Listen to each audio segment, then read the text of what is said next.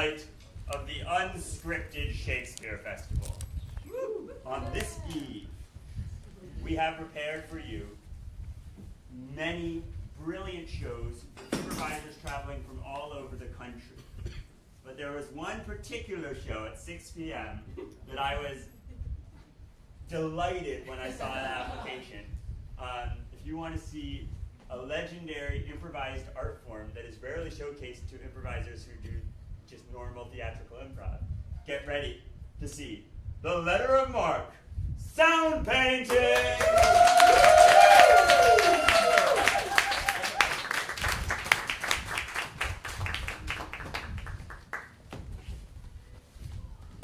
That's right. Hello. We're going to see something called Soundpainting. Soundpainting is a gestural language.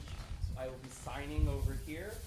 This is a language spoken all over the world. It's codified. It's a dictionary and all sorts of stuff like that. Come in, come in, come in. So we'll be doing our improv based on these soundpainting gestures, and that's all I'm going to say about it. Yay!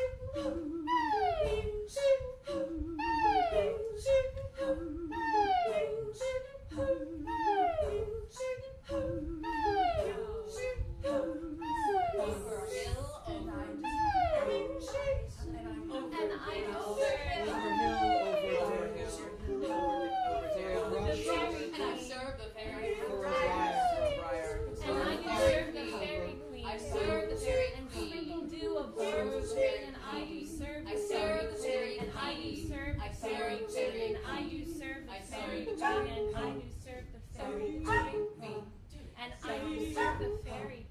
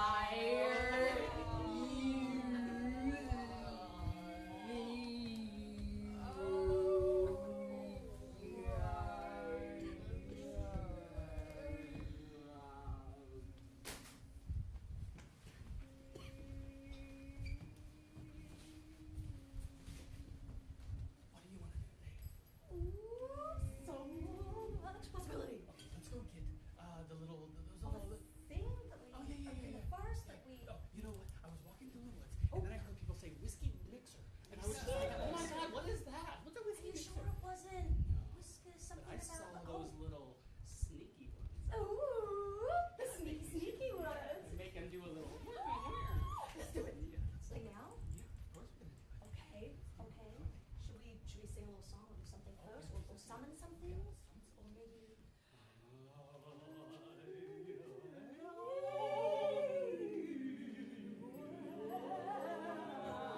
Ron's gonna be so happy with us.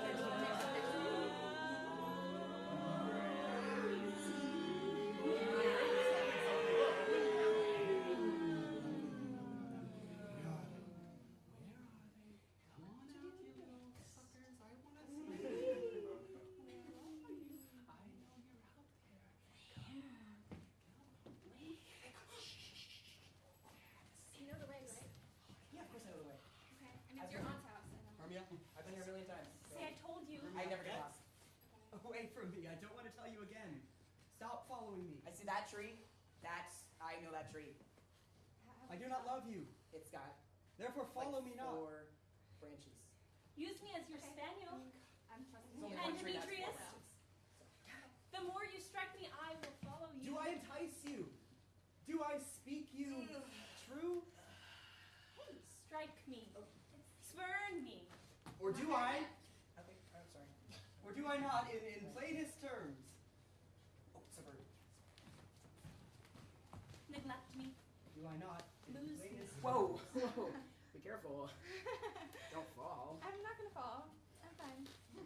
Where is Lesson? And fair Hermia? The one I'll slay, the other slay me. I'm right here. You told me they were here in these woods, and here I am, woed within these woods, because I do not meet You know what? Let's just take a seat. fair Hermia. Take a break. Just a good break. Fair Hermia. Yeah, I'm lost. Really? But you know, just a little. And before you know, I think the path will guide me. We were in these woods when we were children. Like, we should be able to figure out the way eventually. Yeah. And you know, the fairies will help us. There's no such thing as fairies. You don't believe in fairies? No, that's like a childhood thing. You can't hear them right now? You never grew out of that? You can't. Oh, I think I I heard saw one. you do that. What? No. Yes. Oh, I heard one. Can't hear that? There's. Stop playing tricks. There's nothing going on. Come on, Aria. Stop. Have a little imagination. No. It's not funny. Oh, okay. We haven't told Dawn, right? When we get to your aunt's house. Okay, all right. We are in the woods. Yeah, because you told me to be here. Yeah. They're around. But You told me they were stole into these woods. yes. And here I am. And here I am.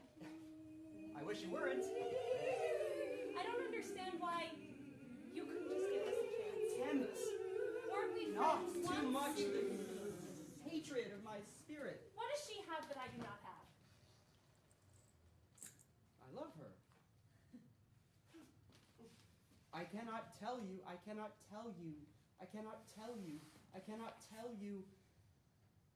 more, but that I love her, and I love thee not. I will not, and I cannot love you. Well, you haven't given it a chance. Follow me not. Follow me not. I love you. I'm following you in these woods. Please, I didn't ask you to do this. You told me what was happening. You told me where they were going, and I followed. So I told you because I want you to be happy. Follow me follow not. me not. Just I want to be happy I'm as well. Samuel. I would like to be happy. Use me. And I'm You happy be without happy you. with me. Happy without Follow you. me not. But she is not devoted to you. I am. She will be. Once we're I married. could be How do anything you you think want I me change to your be. mind? I I do can be not Hermia. love you. I can be Women Hermia if you want. change their mind all the time. I do No, not we love don't. you, and I We pick will someone not and love we love you. them. And I love you. Content Use me as your spaniel. with Hermia? Not enough. I don't No, love you. no. Use I me as your resent spaniel. the tedious Hermia! minutes with her I've spent. The tedious minutes with her I've spent. The tedious minutes with her Use I've me spent. as your The tedious spaniel. minutes with God. her. I know. Use me as The your tedious minutes spaniel. with her I've Use spent. me The as your tedious minutes spaniel. with her I've spent. Use me The as your tedious minutes with spaniel. her I've spent.